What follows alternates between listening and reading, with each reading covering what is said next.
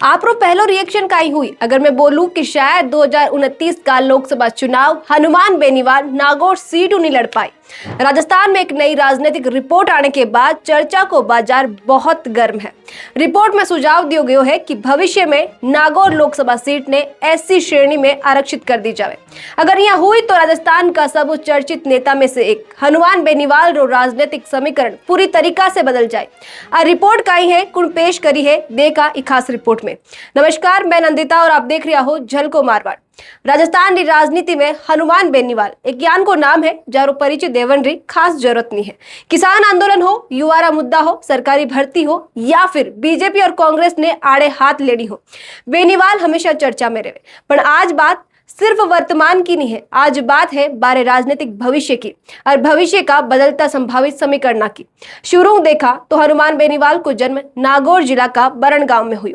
बारा पिता रामदेव बेनीवाल भी राजनीति में मजबूत पहचान रखता है। वे मूंडवा क्षेत्र 3 बार विधायक रिया।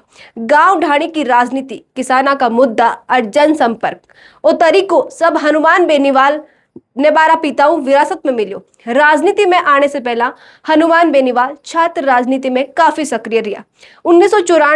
1994 में महाराजा कॉलेज छात्र संघ अध्यक्ष बनिया, फिर लो कॉलेज छात्र संघ अध्यक्ष रहा और 1997 में राजस्थान विश्वविद्यालय छात्र संघ यानी RUSU का अध्यक्ष चुना गया। बिदौर में हनुमान बेनीवाल ने एक आक्रामक छात्र नेता की पहचान मिली।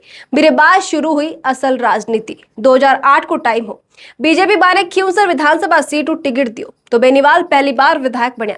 पर कुछ साल बाद बीजेपी का नेतृत्व बारो मतभेद बुग्यो, मामलो इतो बढ़ियो कि बेनीवाल पार्टियों अलग हुई गया। फिर 2013 में वे निर्दलीय चुनाव लड़िया और जीत हासिल करी। वह जीत बहुत खास ही क्योंकि वे बिना कोई बड़ी पार्टी के चुनाव चिन्ह के खुद के बलबूता पर जीत कर दिखाया।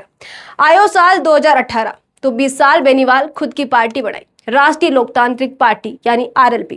राजस्थान की राजनीति में वो एक बड़ो कदम मानो गयो क्योंकि लंबा समय वो प्रदेश की राजनीति बीजेपी और कांग्रेस के इर्द गिर्द ही घूम रही। बेनीवाल खुद ने किसान, युवा और ग्रामीण मुद्दा की आवाज उठाने वाला के रूप में तीसरा विकल्प जनता के सामने पेश किया। 2018 विधानसभा चुनाव में RLP अच्छो प्रदर्शन करो और बेनीवाल वापस चर्चा में आ गया।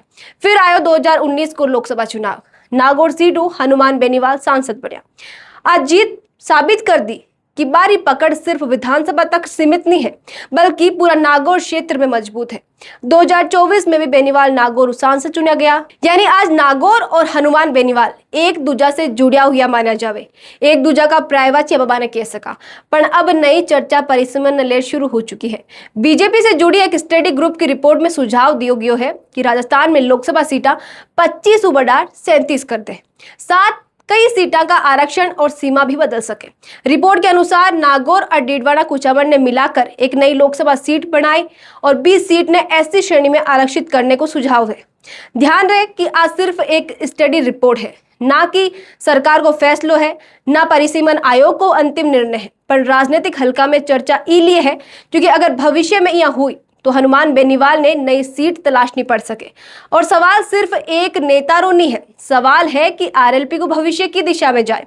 कहीं बेनीवाल कोई दूसरी लोकसभा सीट चुनाव लड़ी या वे वापस विधानसभा राजनीति पर ध्यान दे या राजस्थान में कोई नया राजनीतिक समीकरण बने। फिलहाल आज सब सवालों का जवाब भविष्य के गर्भ में है। पर एक बात जरूर है, राजस्थान में जब भी किसान, जाट और क्षेत्रीय राजनीति की बात हुई तो हनुमान बेनीवाल को नाम जरूर लियो जाए।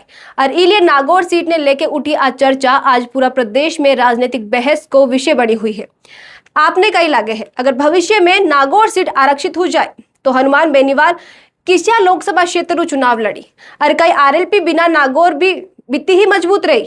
आप खुद का विचार कमेंट में लिखकर जरूर बताइए। साथ ही वीडियो ने ज्यादा से ज्यादा लाइक करो, शेयर करो और बनाए रखो झलको पर अपना प्यार और विश्वास।